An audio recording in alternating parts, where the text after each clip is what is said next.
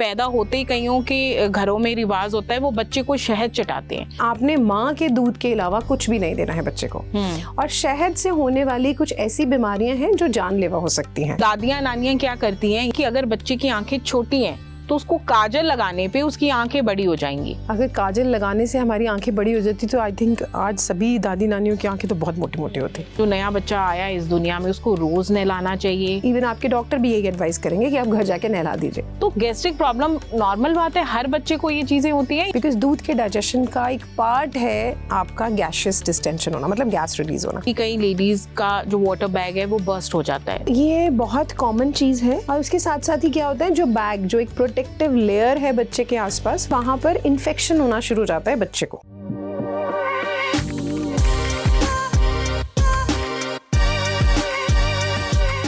Hello दोस्तों, आज का पॉडकास्ट होने वाला है बहुत ही खास, क्योंकि आज हम करेंगे नन्हे मुन्ने बच्चों की बात। हमारे साथ हैं बच्चों की specialist doctor Prabhjeet Kaur. Doctor साहब, आपका बहुत बहुत स्वागत है। Thank you. जैसे कि आज का जो हमारा पॉडकास्ट है वो छोटे बच्चों पे है, इस पे हम बाद में आएंगे। पहले हम बात करते हैं प्रेग्नेंट विमेन्स के बारे में। ड्यूरिंग प्रेगनेंसी हमने कई बार देखा है कि कई लेडीज का जो वाटर बैग है वो बर्स्ट हो जाता है। तो कई लोगों को उस समय समझ नहीं आती कि क्या करें, हड़बड़ी में वो हॉस्पिटल जाएं या घर में क्या करें। तो ऐसे में आप क्या कहना चाहोगे? आप जो पूछना चाह रहे हैं, आप बात कर रहे हैं टाइम से पहले पानी का बैग फ्रैक्चर। हाँ, बिल्कुल बिल्कुल। ये बहुत कॉमन चीज़ है। लास्ट ट्राइमेस्टर में यूजुअली बच्चे, मदर को सडनली क्या लगता है कि पेन जैसा शुरू हुआ बैक से, और उनको बिल्कुल ऐसे लगता है जैसे पेन होना शुरू हो गया, लेबर पेन होना शुरू हो गया। कुछ लोग ये बात समझ नहीं पाते अगर पहली बार है तो। और उसके साथ साथ ही क्या होता है, जो बैग, जो एक प्रोटेक्टिव लेयर है बच्चे के आसपास, वो टूट जाता है। सबसे पहले आप अपने डॉक्टर, जो आपकी गायनेकोलॉजिस्ट है, उससे संपर्क बनाएं। टॉक टू हर कि आप जहाँ भी अप्रोचेबल ईजिएस्ट पहुंच सकते हैं वहाँ डॉक्टर के पास पहुंचे। बहुत लंबा देर अगर वो बच्चा एक्सपोज रह जाता है, मतलब पानी की थैली बहुत ज़्यादा देर टूटी रह जाती है, तो एक तो पानी खत्म हो जाएगा, जो हमें अंडरस्टैंड कर रहे हैं, बड़ा इजी है समझना। बिल्कुल। दूसरा जो बहुत इंपॉर्टेंट है कि वहाँ पर इन्फेक्शन होना शुरू हो जाता है बच्चे को। अच्छा। बिकॉज ये प्रोटेक्टिव लेयर है, जैसे मैंने कहा। तो अगर प्रोटेक्टिव लेयर फूट गई है तो बच्चा प्री टर्म डिलीवर हो जाएगा और उसको सबसे ज्यादा कुछ इन्फेक्शन होने के चांसेस हो जाते हैं। जी। अब सवाल है, ये टूटता क्यों है टाइम से पहले? ये टाइम से पहले टूटने के बहुत सारे कारण हो सकते हैं, जिसमें सबसे अहम है इन्फेक्शन होना। मदर को किसी किस्म का भी इन्फेक्शन हो, जो यूरिनरी ट्रैक्ट का, यूटीआई जिसको हम बहुत कॉमनली फीमेल्स में बहुत कॉमन है, या पेट खराब है, लास्ट ट्राइमेस्टर में किसी तरह का भी इन्फेक्शन हुआ, उससे ये थैली टूटने के चांसेस बहुत बढ़ जाते हैं। स्ट्रेनस एक्सरसाइजेज, कुछ बहुत ज़्यादा एक्सरसाइज कर ली, या वैसे ही आपकी प्रेगनेंसी में कुछ कॉम्प्लिकेशन चल रही है, जैसे बीपी है मदर को, हाइपरटेंसिव है, शुगर है, तो ये सारी चीज़ें प्रीपोन कर देती हैं वही जो बैग टूटना है उसको। जी। सबसे पहले जैसे मैंने बताया, अपनी एक गायनेकोलॉजिस्ट से बात करें, संपर्क बनाएं। दूसरा, सबसे पहले पैनिक नहीं क्रिएट करें, घबराएं नहीं। After talking to your gynaecologist, do think कि वहाँ पर, या अपने गायनेकोलॉजिस्ट से ही बात करें कि जहाँ पर वो डिलीवर करना चाहती हैं वहाँ पर निकू, न्यूनेटल इंटेंसिव केयर यूनिट की सुविधा है कि नहीं है। अगर वहाँ आईसीयू है तो आपका प्री टर्म बच्चा, हमारे अभी अगर हम बात करें चंडीगढ़ की ही, तो हमारे पास यहाँ पर कुछ ऐसी फैसिलिटीज़ हैं ट्राई सिटी में, जो एज स्मॉल एज, माने 25 से 27 हफ्ते का बच्चा भी बचाया जा सकता है, जिसका कुल वजन 500 से लेके 700 ग्राम तक का ही होगा पैदाइश पे। Seriously? So you talk to your gynaecologist, reach a place where you have ICU, where there is a capable people around और डॉक्टर्स अराउंड, जो आपके बच्चे की संभाल कर सकते हैं। ओके, जैसे कि अभी आपने बात की कि कई लोगों को समझ ही नहीं होती कि क्या चीज़ें करनी है क्या नहीं, क्योंकि फर्स्ट प्रेगनेंसी में कई लोग के घर में बड़े बुजुर्ग नहीं होते जो समझा सकें कि क्या सही है क्या गलत है, तो उन लोगों के साथ ये चीज़ें हो जाती हैं।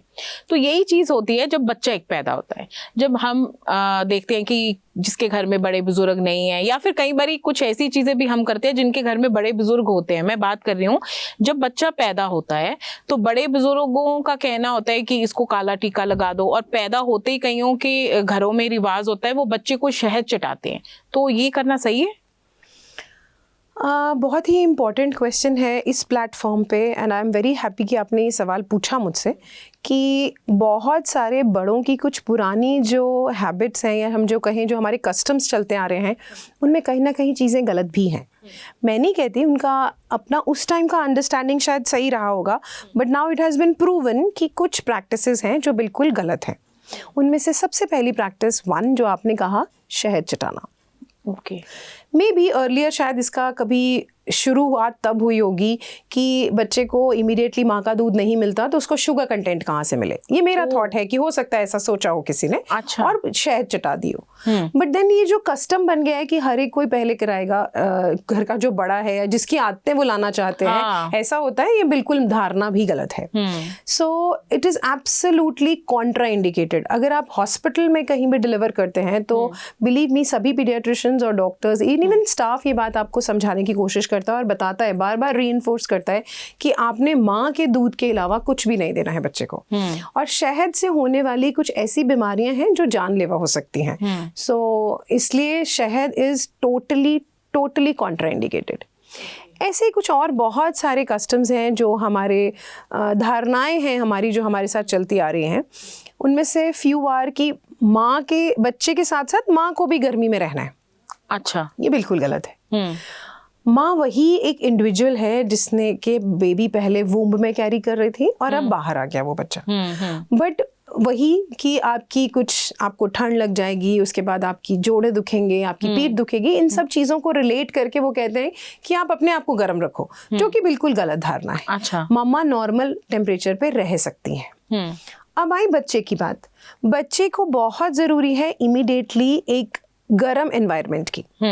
अगर बच्चे को हम देखें कि वो पेट में से बाहर आ रहा है, जहाँ एक नॉर्मल बॉडी टेम्परेचर से बाहर आ रहा है, उसको बाहर भी हमें इतना ही अच्छा टेम्परेचर, माने वार्म टेम्परेचर देना है, चाहे गर्मी हो चाहे सर्दी हो। वार्म टेम्परेचर, बिकॉज बाहर का टेम्परेचर क्या रखना है, वो एक फिक्स्ड है 27 to 29, वो फिक्स्ड है। ठीक है। सो आपको उस टेम्परेचर पे मेंटेन करना है। उसको आप कैसे करेंगे?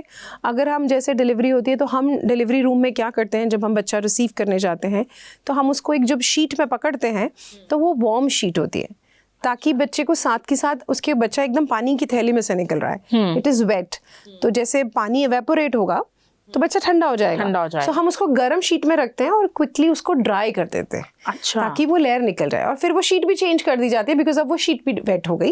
एक और शीट पड़ी है जो फिर बहुत गर्म है, ताकि उसमें हम बच्चे को रैप कर दें। सो ये एक डिलीवरी रूम में किया जाता है, which is a routine with all the institutional deliveries. जी।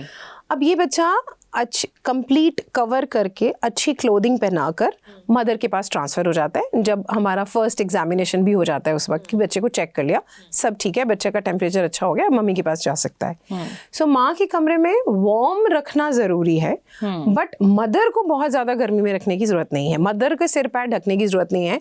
आपने देखा होगा गर्मी में डिलीवरी होने के बाद भी बहुत सारी मम्मियों को स्वेटर और शॉलें पहना दी जाती है। जो पुराने बुजुर्ग हैं वो बोलते हैं सिर ढक के रखो, तुम्हारे बाल खराब हो जाएंगे। ये बिल्कुल एक मिथ है। हाँ, बिल्कुल। रादर अगर मम्मा बहुत ज्यादा डिहाइड्रेट हो जाएगी तो उसको फीड आना बंद हो जाएगा। अच्छा। फीड जो कि बहुत ज्यादा इंपॉर्टेंट है हमारे बच्चे के लिए, डिहाइड्रेशन हो जाएगी तो फीड आएगा कहाँ से? सो बच्चे के लिए दिक्कत हो जाएगी। सो ये भी एक मिथ है जिसको हमें बाहर बताना है कि हम क्या गलती कर रहे हैं। क्या गलती? बट एक और है, अगर हम कहें कि अगर धारणा है हमारे बुजुर्गों की या बड़ों की या पुराने लोगों की कि लोगों को नहीं आने देना आपसे मिलने के लिए। हाँ, बोलते हैं कि इन्फेक्शन हो जाएगी अगर बाहर से कोई आता है। ये मैं कहूँगी बिल्कुल टेक्निकली सही है, इतने सालों से चलता आ रहा है, सो गुड। जितने लोग कम आएंगे हमारे बच्चे के पास, उतने कम लोगों का एयर ट्रांसफर होगा बच्चे के साथ, उतनी हवा में कम आएंगे, लोगों के कांटेक्ट में आएगा, तो बच्चे को इन्फेक्शन नहीं होगा। ये चीज़ है, ठीक है। तो मतलब ये मिथ नहीं है कि अगर कोई नया बच्चा पैदा हो रहा है तो उसके पास कम से कम लोग उसको देखें और अगर घर के बहुत इंपॉर्टेंट लोग जो बहुत क्लोज के रिश्तेदार हैं, जैसे बुआ, मामी, दादी, नानी, इन्होंने तो उठाना ही उठाना है बच्चे को, तो वो उठाएं, बट देन हाथ धोकर, साबुन से हाथ धोकर। बट बहुत सारे लोगों को ना, बिकॉज अभी देखो, फिर अभी आजकल तो लोग फिर समझदार हो गए हैं, नहीं करते हैं, बट स्टिल अभी भी it is very much a routine that you throw parties with your kids, newborn बच्चों के साथ, है ना, और बच्चों को हम लाउड नॉइस में ले जाते हैं। सो ये सब चीज़ें हमें अवॉइड करनी है। बट ये धारणाएं हैं, हमारे बुजुर्ग भी मना करते थे, बट यहाँ पर वो सही है। अच्छा डॉक्टर साहब, जैसे हम नन्हे बच्चों की बात करें, न्यूबॉर्न बेबी की बात करें, अब हम बात करते हैं फीड की। फर्स्ट फीड बहुत इंपॉर्टेंट मानी जाती है जब बच्चा पैदा होता है, लेकिन कई बार किसी वजह से किसी माँ का दूध नहीं उतर पाता है, वो नहीं फीड करा पाती है। और कई बार हम देखते हैं किसी का सिजेरियन जब होता है तो सिजेरियन में क्या होता है कि बच्चा पहले फैमिली मेंबर्स को दे दिया जाता है, माँ अभी ऑपरेशन थिएटर में होती है, कुछ टाइम बाद वो बच्चे के पास आती है, या कई बार होता है कि वो होश में नहीं है या भी मतलब एबल नहीं है दूध फीड करवाने में। तो ऐसे में आप क्या कहना चाहेंगे? तो वो फर्स्ट फीड तभी जरूरी है जब बच्चा माँ के पेट से बाहर आए या कुछ टाइम बाद? तो क्योंकि बच्चा जब बाहर आता है उसको दूध तुरंत चाहिए होता है, तो लेकिन जब माँ तुरंत उसको फीड नहीं करवा पा रही तो फिर इसमें ये सोचना भी गलत है कि बच्चे को तुरंत फीड चाहिए। डेफिनेटली इट्स वेरी इंपॉर्टेंट कि जो नॉर्मल डिलीवरी हुआ है वो मम्मा विद इन 1 आवर फीड करा दे, और सिजेरियन को हम यूजुअली 2 आवर्स के तक भी वेट कर सकते हैं। अच्छा, बट देन यहाँ पर ये सिर्फ इम्पॉर्टेंट है कि ये सारा कुछ मेडिकली सुपरवाइज्ड हो। आप देखते रहिए कि बच्चे की शुगर तो नहीं कम हो रही, वो भी बहुत इंपॉर्टेंट है। अगर मदर डायबिटिक है तो आपको फीड डेफिनेटली शुगर भी मॉनिटर करनी है, वहाँ फीड इंपॉर्टेंट हो जाती है। अच्छा, बट ये सारा कुछ तब कराना है जब बच्चा बिल्कुल सेटल्ड है, नॉर्मल है, जब उसकी सांस नॉर्मल चल रही है तभी हम बच्चा शिफ्ट करेंगे और बच्चा फीड लेगा। इस चीज़ के लिए मोटिवेशन बहुत ज़रूरी है हमारी मदर्स की। अगर mother is a motivated mother and who is prepared कि मैंने बच्चे को अपना फीड कराना है, तो बिलीव मी फीड आने में टाइम नहीं लगता। एक मदर को 32 to 34 वीक्स माने 8वें महीने के बीच में ही दूध आना शुरू हो जाता है ब्रेस्ट से। इट इज़ जस्ट दैट जैसे ही बच्चा हम लगाते हैं ब्रेस्ट पे तो वो सकल करता है तो वो फीड और फ्लो से आना शुरू हो जाते हैं। सो इम्पॉर्टेंट ये है कि आप पहली बात तो मदर को मोटिवेट करें फीड के लिए, और दूसरा विद इन 1 आवर ट्राई करें मदर का फीड देने के लिए। अच्छा, जितना बच्चे को रिक्वायर्ड है उतना मदर प्रोड्यूस कर पाएंगी फर्स्ट फ्यू आवर्स में। जैसे कि आपने कहा अगर कोई दिक्कत है, मदर नहीं करा पा रही, किसी वजह से उनकी तबीयत खराब हो गई है या उनका बेहोशी जो कि वैसे बहुत टेम्परेरी होती है वो लंबा चला गया है, तो आप मेडिकल सुपरविजन के अंदर उनको टॉप फीड भी दे सकते हैं।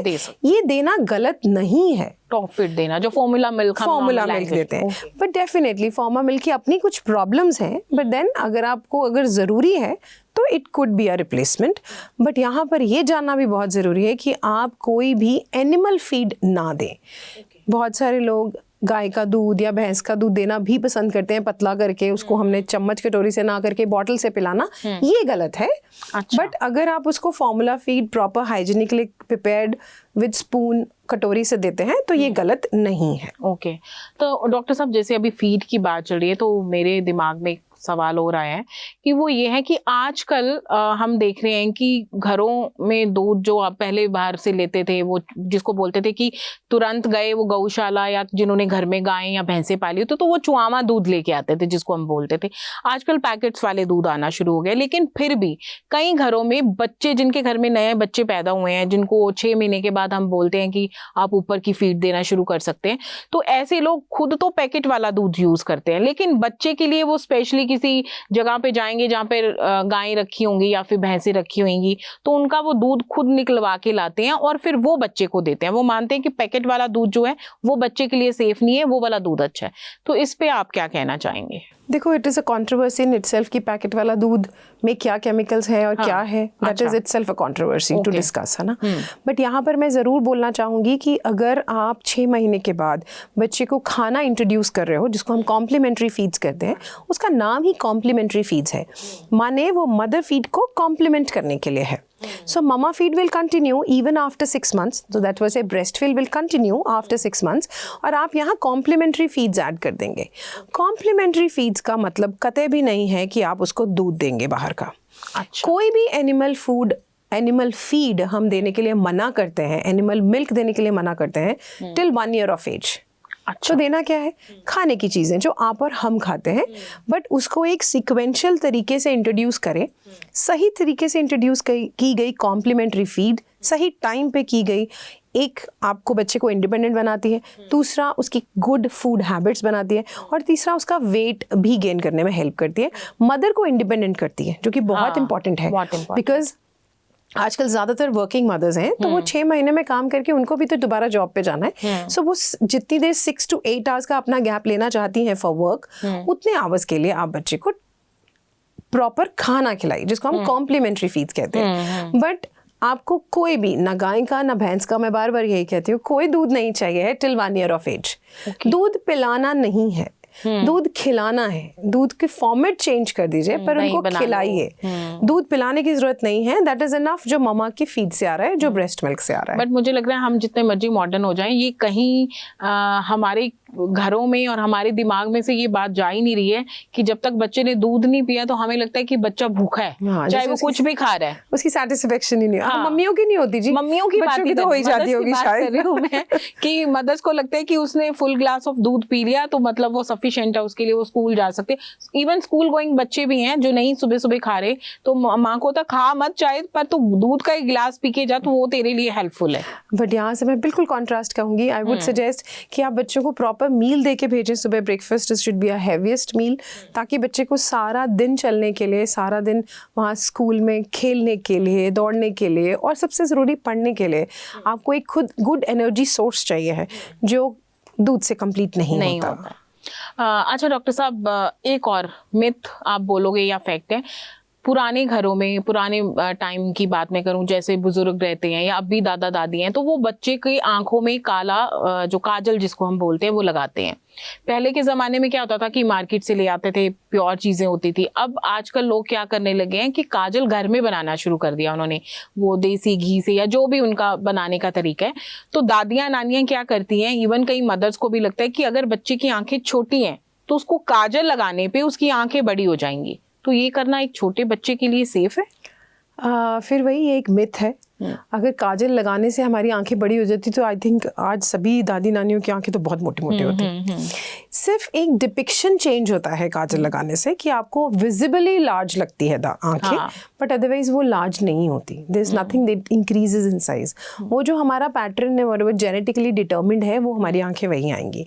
सो आप उनकी, this is one kind of a beautification scar जो हम एडल्टहुड में जाके बच्चों को अगर कर रहे हैं तो जो मर्जी करें बड़े होकर। बट आई थिंक अगर हम बच्चों को एक केमिकली एक्सपोज कर रहे हैं एक नई चीज के लिए, आपने कहा देसी घी या किसी चीज से भी वो बना रहे हैं, जोत से, whatever material they are using, अगर वो कहीं हर्बल है, घर से बना है, ऑर्गेनिक है, but then it can simply work as an irritant in your eyes.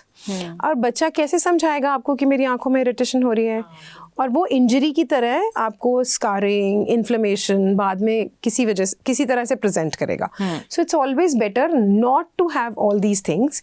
हम ये स्पेशली बोलते हैं कज्जल नहीं डालना है ना, आँख में, कान में, नाक में तेल नहीं डालना है, ये भी बहुत बिकॉज कुछ एक मिथ्स हैं जो ये चलते आ रहे हैं सालों साल, है ना। बहुत सारे लोग जो स्टंप होता है जहाँ से नाड़ुआ अटैच्ड होता है वहां पर ऑयल डालने की सुझाव देते हैं। वो भी बिल्कुल गलत है, because it's a dead tissue. Rather हमें वो चाहिए कि 7 days तक वो डिटैच हो जाए। अगर आप उसमें ऑयल डाल देते तो उसकी डिटैचमेंट डिलेड हो जाती है, and then it leads to some other problems, उसमें इन्फेक्शन होने के चांसेस हो सकते हैं। So hygiene is very very important component, जिसमें यही एक पार्ट समझाया जाता है कि आप बच्चे को साफ सुथरा रखें। और ये सब जो मिथ्स हैं या जो सब का उदाहरणाएं हैं या जो प्रैक्टिसेस चले जा रहे हैं, इनसे बचें और बच्चों को भी दूर रखें। जी। अच्छा, जब बच्चा पैदा होता है, नया बच्चा, जब आप बोलते हो कि जैसे उसकी डिलीवरी हुई तो आप क्लीन करके बच्चे को पेरेंट्स को दे देते हैं। कई लोग क्या करते हैं कि बच्चे को 10-15 दिन तक बिल्कुल नहीं नहलाते, वो उसके कपड़े चेंज करेंगे या जो भी है। और कई लोग क्या करते हैं कि आफ्टर 2-3 दिन बाद या आफ्टर 2 days 3 days या आई थिंक सो कई लोग अगले दिन भी बच्चे को नहलाते हैं, मतलब डेली भी उनकी नहलाने का रूटीन बना देते हैं। तो आपका क्या कहना है इस पे कि बच्चे को, जो नया बच्चा आया इस दुनिया में, उसको रोज नहलाना चाहिए या कुछ एक दिन छोड़ के? आपका क्या कहेंगे इस पे? मैं देखो, जैसे हमने अभी पहले भी बात करी कि what is about the temperature is very important, because बच्चा एक नॉर्मल बॉडी टेम्परेचर से बाहर आ रहा है। सो अगर आप बच्चे को, और दूसरी बात मैंने कही कि हाइजीन बहुत इंपॉर्टेंट है। सो अब ये दोनों को कवर करते हुए हमें आपने पूछा कि हम नहलाना है कि नहीं। डेफिनेटली आई वुड से नहलाना है। ओके। आप, there are some certain institutions जहाँ पर आपके बच्चे को नहला कर ही, क्लीन करके ही बच्चे को देते हैं। अच्छा। सो इवन तो वो तो इमीडिएटली नहाना हो गया new born, but that is also a normal. अब बहुत सारे हॉस्पिटल्स में ये न्यू कस्टम है। अच्छा। दूसरा क्या कहा मैंने आपको कि टेम्परेचर, देखो अगर हम टेम्परेचर मेंटेन कर पा रहे हैं बच्चे का तो नहलाना बहुत जरूरी है। Temperature is the first important thing जो हमने इवन डिलीवरी रूम में भी ध्यान रखा, जैसे कि बताया कि हमने पहले उसको गर्म चीज़ में रखा था। सो अगर आपको गर्म गुनगुने पानी से नहलाना है बच्चे को तो आप ज़रूर नहलाएं बच्चे को। एंड आई वुड सजेस्ट जैसे ही आप हॉस्पिटल से घर जाते हैं, इवन आपके डॉक्टर भी यही एडवाइस करेंगे कि आप घर जाके नहला दीजिए। अच्छा, बट जिस चीज़ का ध्यान रखना है वो ये है कि बच्चे का जो रूम एयर और या माइक्रो टेम्परेचर है जो उसके आसपास, वो ठंडा नहीं होना चाहिए। अच्छा, क्योंकि वही बात, हमने गीला किया, जब बच्चे की स्किन से वाटर एवेपोरेट करेगा तो ठंडा हो जाएगा बच्चा, ठंडा हो जाएगा। वो हमें नहीं चाहिए। अगर आप क्लोजेड एरिया में टेम्परेचर मेंटेन कर सकते हैं, नहलाया, साथ के साथ उसको ड्राई करके प्री वार्म्ड कपड़े पहना दिए, तो नहलाना बिल्कुल गलत नहीं है। Rather it's a good thing, it will help you in maintaining a good hygiene. Hygiene maintain करने में आपकी हेल्प करेगा। सो नहलाने का कोई मिथ नहीं, आप पहले दिन भी नहला सकते हैं, दूसरे दिन भी नहला सकते हैं, बट जितना जल्दी नहलाएंगे, जितना साफ रखेंगे बच्चे को, उतना अच्छा। नहलाने से मेरे दिमाग में एक और बात आ रही है, वो ये है कई बार बच्चों को फीवर हो जाता है, तो फीवर 2-3 दिन रहता ही रहता है, नॉर्मल बात है, चाहे बड़े बच्चे हैं या फिर नए छोटे बच्चे हैं, न्यूबॉर्न बेबी है। तो जब तक बच्चों को बुखार है, अगर 3 दिन तक बच्चों को बुखार है, तो कई घरों में ये मिथ है कि जब तक बच्चे का बुखार नहीं उतरेगा उस बच्चे को नहीं नहलाना, उसके हाथ मुंह धो के उसके कपड़े चेंज कर देते हैं। तो क्या बुखार में बच्चे को नहला सकते?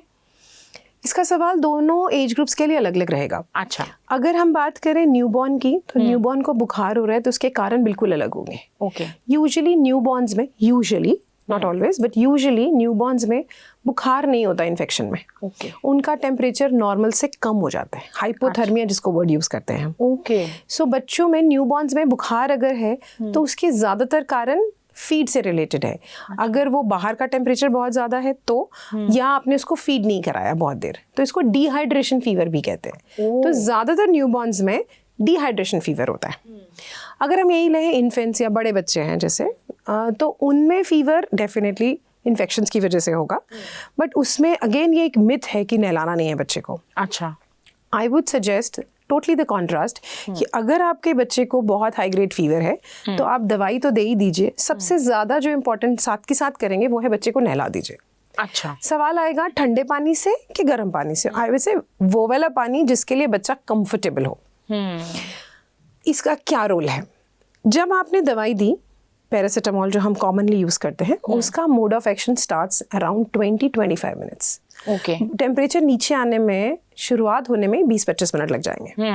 बट अगर बहुत हाई ग्रेड टेम्परेचर है इन्फेंट्स में, 1.5 साल से लेके 5 साल के बच्चों में, तो उसमें बच्चों के सिर के कुछ ऐसा शॉर्ट सर्किट होने का डर होता है जिसको हम कहते हैं दौरा आने का डर होता है, या सीजर हो जाता है। अच्छा, तो उसमें हमें चाहिए कि टेम्परेचर हम क्विकली कंट्रोल करें। तो ऐसे में हम कहते हैं कि आप ओरल मेडिकेशन दे दो जिसका असर आएगा 20 मिनट्स में, और साथ में बच्चे को नहला दो जिसका असर आ जाएगा 2 मिनट्स में। 2 मिनट्स में कोर टेम्परेचर कम हो जाएगा, मतलब स्किन टेम्परेचर थोड़ा ठंडा हुआ तो कोर टेम्परेचर भी ट्रांसमिट हो जाएगा बाहर तक, एंड इवेंचुअली ठंडा हो जाएगा। अच्छा। इसका एक बहुत अच्छा एग्जाम्पल है, पट्टियां करना सिखाया जाता है हमें ना, ठंडे पानी की। देखो आपको भी पता है, तो इसका मतलब ही ये है। और इसका अगर हम टेक्निकली इसकी वो लें, अगर हम जाएं डेप्थ में, तो क्या करना चाहते हैं कि हम सरफेस से लेटेंट हीट निकाल रहे हैं। मतलब जैसे ही वो सरफेस को गीला करते हैं, वहां पर जो वाटर वेपर्स हैं वो इवेपोरेट हो जाते हैं, और वहां से लेटेंट हीट साथ चली जाती है, तो नीचे का बेस ठंडा हो जाता है। ये हम करना चाहते हैं ज्यादा सरफेस एरिया पर, ताकि सारा का सारा ठीक हो जाए। सो इसमें the best would be to take a bath, give a bath to your child, give medicines and wait. तो ये एक मिथ है कि बच्चे को नहीं नहलाना, अगर बच्चे का बुखार कम करना है तो नहलाना चाहिए बच्चे को। जरूर नहला देना चाहिए जी। अब हम बात करते हैं छोटे बच्चों की। जब बच्चे पैदा होते हैं उसके 1-2 दिन बाद कई बच्चों को प्रॉब्लम शुरू हो जाती है, या फिर कई बार पेरेंट्स को समझने में दिक्कत होती है कि बच्चा क्यों रो रहा है, लेकिन लेटर ऑन जैसे पेरेंटहुड में वो घुसते चले जाते हैं, उनको समझ चली आती है, तो पता चलता है कि बच्चे को गैस्ट्रिक प्रॉब्लम हो रही है। तो गैस्ट्रिक प्रॉब्लम नॉर्मल बात है, हर बच्चे को ये चीजें होती है, या फिर कोई किसी खास वजह से किसी बच्चे को इसकी दिक्कत होती है? आजकल बहुत वेल रेड पेरेंट्स हैं तो सबने ये वर्ड सुना हुआ है, कॉलिक। हाँ, जिसको आप गैस्ट्रिक भी कह रहे हो, है ना? बिल्कुल बिल्कुल। सो कॉलिक बच्चे को होना इज एब्सोल्युटली नॉर्मल। अच्छा। दूध का डाइजेशन कुछ ऐसा है कि बच्चों में यूजुअली 3rd वीक तक, जब तक बच्चों के पेट में जो हमारे एक हेल्दी बैक्टीरिया होते हैं वो अपनी जगह बनाते हैं, तो उसके बाद से कॉलिक होना ही होना है। अच्छा। बिकॉज दूध के डाइजेशन का एक पार्ट है आपका गैसियस डिस्टेंशन होना, मतलब गैस रिलीज होना, और वो एक कारण है कॉलिक का। अगर हम साइंटिफिकली जाएं तो there are many reasons why we have colic. अच्छा। One of the most important is because of the gas. और वो क्यों होगी? दूध की डाइजेशन की वजह से, because of the n number of bacteria which we have.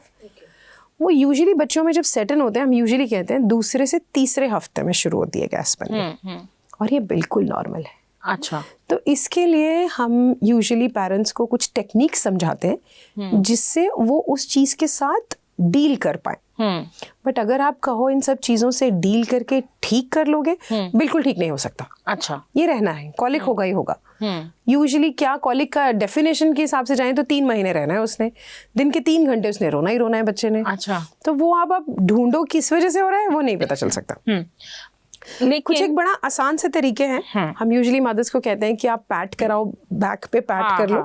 तो यूजुअली मैं अपना एक समझाने के लिए 5 P's गिनाती हूँ पेरेंट्स को। अच्छा। Change the position. ओके। बच्चे को जिस पोजीशन में भी आपने रखा है, यूजुअली हम लेटा के रखते हैं बच्चों को, सो आई ऑलवेज सजेस्ट कि बच्चे को कंधे लगा लीजिए, सो हेड अप हो जाता है, तो that also helps. So change the position, okay, change the place of your child, जगह बदल दीजिए। जैसे आप सारा दिन एक कमरे में हैं, उसको बाहर घुमाने ले जाइए, अच्छा। यूजुअली बच्चा सेटल हो जाता है। Third is change the person. अगर मम्मा सुबह से डील कर रही हैं, आस्क दादी टू हेल्प, और अदरवाइज अगर मम्मा डील कर रही है, ask papa to help. So change of person would also help you, कि उससे उसका थोड़ा सा रिलीव हो जाता है। देन गो फॉर प्रिस्क्रिप्शन, या फिर आपके कोई डॉक्टर ने आपको प्रिस्क्रिप्शन दिया है तो वो दे दीजिए, but try and avoid all these prescriptions. आप ये जो टेक्निक्स करते हैं, इनसे कुछ ना कुछ फर्क जरूर पड़ जाता है और हमारा बच्चा सेटल हो जाता है। इसी पे मैं आती हूँ, इस पे भी एक मिथ है। तो जब बच्चों को यही कॉलिक की प्रॉब्लम होती है, जो नॉर्मल घरों में बोला जाता है कि बच्चे को गैस हो गई है पेट में, तो दादियाँ नानियाँ इवन वो पुश करती हैं उसकी मदर को कि तुम उसके पेट पे हींग लगाओ, हींग का पानी लगाओ या फिर हींग लगाओ। तो वो हींग भी क्या मिथ है, या फिर ये कोई बच्चे पे असर करता है? Scientifically proven role, but yes वही मिथ है, चलता आ रहा है और आगे भी शायद चलता रहेगा। बिकॉज आप कितना भी मना कर लो, उनको लगता है कि इससे करने से रिलीफ होता है, तो मतलब you can't help it. Some myths have, you know, deep seated, हमारे डीप कोर में पहुंच चुके हैं, उनको हम चेंज नहीं कर पाते। कई बार हम क्या देखते हैं कि जैसे ही मदर ने बच्चे को फीड करवाई और वो उसने अपने शोल्डर पे लगाया उसको बर्प दिलाने के लिए, तो बच्चा बहुत सारा दूध निकाल देता है। कई बार तो ये होता है कि बच्चे ने 5 मिनट ही फीड की और जितना पिया उसने निकाल दिया। तो ऐसे में कई बारी घर के जो बड़े बुजुर्ग होते हैं तो वो बोलते हैं कि इनको तुरंत शोल्डर पे नहीं लगाओ, और डॉक्टर बोलते हैं कि दूध पीने के बाद आपने उनको बर्प दिलानी है। तो डकार, जिसको हम नॉर्मल लैंग्वेज में बोलते हैं, तो ये कितनी इंपॉर्टेंट है एक छोटे बच्चे के लिए? बहुत इंपॉर्टेंट है। जैसे मैंने कहा कि अगर आपके बच्चे को कॉलिक हो रहा है, गैस हो रहा है, तो भी आप बच्चे को अपराइट रख लेंगे, माने अपने शोल्डर पे लगा लेंगे। So what is the mechanism behind all this, है ना? क्यों बोला जाता है, डॉक्टर्स क्यों बोलते हैं कि आप उसको कंधे लगा लो? बिकॉज हम चाहते हैं कि एयर बर्प की फॉर्म में बाहर आ जाए, जिसको आप कह रहे हो डकार, और जो मिल्क है वो नीचे सेटल हो जाए जाके। अच्छा। ये नॉर्मली भी होता है ना? आप और मैं भी, अगर हम नहीं अगर बर्पिंग की आवाज़ नहीं आती तो स्मॉल अमाउंट ऑफ गैस हमारे भी रेगुलरली निकलता रहता है, जो लाउड होगा even it is sudden and a big amount. अच्छा। सो बच्चों में डकार दिलाना बहुत ज़रूरी है, बिकॉज जैसे आपने कहा कि एकदम उलट देते हैं। हाँ। वो क्यों? देखो, अगर दूध पिया तो हमने इतना सा, और वॉमिट कर दिया खूब सारा, तो ये मुंह में तो नहीं रखा हुआ। हाँ। तो ये यूजुअली क्यों होता है कि आपके सारे जितना भी हमने दूध पिया फूड पाइप में है, वो जैसे ही नीचे से एक एयर बबल आने की कोशिश करता है, जिसको हम कहते हैं कि वही डकार की फॉर्म में आने की कोशिश करता है, वो ऊपर अपने जो कॉलम में, जो हमारे इसोफेगस में जितना भी फूड पाइप में दूध है, वो सारा का सारा बाहर आ जाता है। अच्छा। With that air bubble. So इसके लिए क्या ज़रूरी है कि आपने इसका मतलब क्या है कि आपने पिछली फीड में उसको अच्छे से बर्प नहीं कराया था, या बहुत देर तक बच्चा स्ट्रेट वे ऐसे लाई किया था, वो कहीं एयर बबल स्टक हो गया था। सो फिर वही मैंने कहूँगी, अगर कॉलिक हो रहा है या आप फीड करा रहे हैं तो उसको बर्प कराना बहुत ज़रूरी है, and minimum 15 to 20 minutes upright position shoulder पे लगा के रखें। अच्छा, ओके। तो ये मिथ है, बिल्कुल मिथ। और डकार बहुत इंपॉर्टेंट है छोटे बच्चों के लिए, बर्प दिलाना चाहिए। अच्छा, एक और चीज़, वो मैं आज के टाइम की बात करूंगी कि फ़ोन, मोबाइल आजकल 24 घंटे सबके हाथ में होते हैं। जैसे ही बच्चा माँ के पेट से बाहर आया, हम उसकी फ़ोटोज़ क्लिक करने लग जाते हैं। इवन डॉक्टर के रूम में डॉक्टर मना भी करते हैं कि अभी नहीं करो, लेकिन पेरेंट्स नहीं मानते। जो फ़ोन है वो अगर हम बच्चे के एक मतलब बच्चा जैसे बाहर आया माँ के पेट से 3-4 घंटे के अराउंड, क्योंकि वो घर में खुशी की लहर दौड़ जाती है, घर में एक नया फैमिली मेंबर आ गया है, तो फोन बच्चे के रूम में उस टाइम पे लेके जाना बच्चे के लिए हानिकारक है?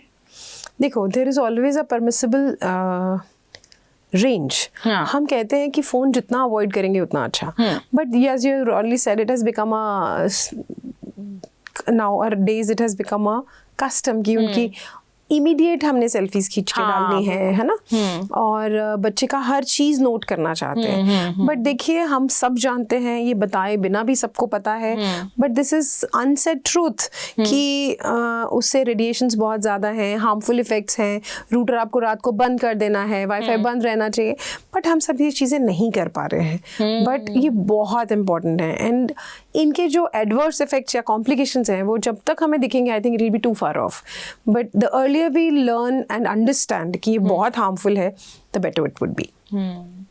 अच्छा डॉक्टर साहब, आप इतने सारे आप क्लाइंट्स आपके हैं जिनके साथ आप डील करते हो, जिनके छोटे छोटे बच्चे हैं, तो आपने कोई ऐसा मिथ देखा हो, आपके कोई ऐसे क्लाइंट हो जो आप उनको मना करते हो कि आपने ये चीज़ें नहीं करनी है, आप कोई अपना एक्सपीरियंस शेयर करना चाहते हो? वही जैसे आपने पहले भी पूछा था कि दूध बच्चे को कैसे पिलाएं। बहुत सारे लोगों को होता है कि हमारा अपना कम हो जाएगा, इवेंचुअली मैंने ड्यूटी पे जाना है 6 मंथ्स के बाद, तो अभी थोड़ी सी आदत डालने के लिए मैंने थोड़ा सा टॉप फीड देना शुरू कर दिया। हाँ, बिल्कुल, चाहे मम्मी को सरप्लस फीड आ रहा हो, है ना, या एक और वो ऐसे क्या करते हैं कि मैडम मैं दे तो अपना ही फीड रही हूँ, बट बॉटल में डाल के दे देते हैं ताकि इसको बॉटल की आदत पड़ जाए। तो बिलीव मी, ये कोई मिथ नहीं है, ये ट्रूथ ऑफ लाइफ है कि गंदी आदतें बहुत जल्दी बढ़ जाती हैं। तो जब भी हमें डालनी होगी उसको बॉटल से आदत, वो डल जाएगी, विच आई वुड सजेस्ट कभी भी जरूरत नहीं पड़ेगी। But then I would suggest कि ऐसा कुछ भी नहीं करना चाहिए। आप अगर 6 मंथ्स तक बच्चे के साथ हैं, आपको छुट्टी है, आप मैटर्निटी पे हैं, तो एटलीस्ट 6 मंथ्स का बेनिफिट बच्चे को जरूर दिए, उसमें एक्सक्लूसिव ब्रेस्ट फीडिंग कराइए, माने कुछ और देने की जरूरत नहीं है, डायरेक्ट ब्रेस्ट फीड कराइए।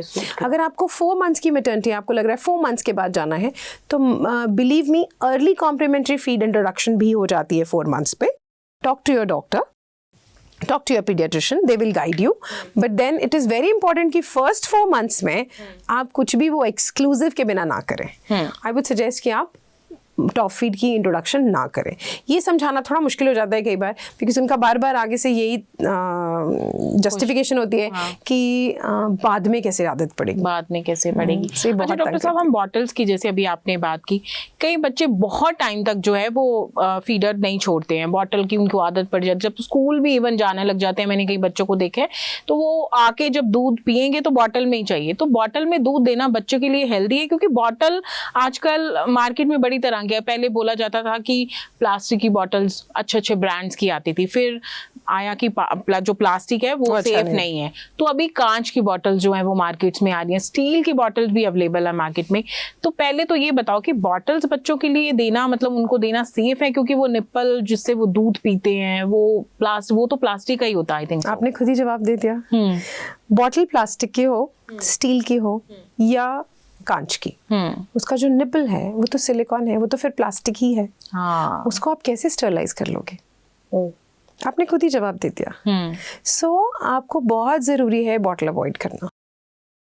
रादर हम पहले बहुत रिकमेंड करते थे मदर्स को कि आप 2 साल तक भी फीड करा सकते हो, ब्रेस्ट फीड विद खाना, so with complimentary feeds at 6 months, आप 2 साल तक भी खींच सकते हो। But now very recently we have been come across, इतने बच्चे देखते हो दांत कितने खराब हैं बच्चों के आजकल।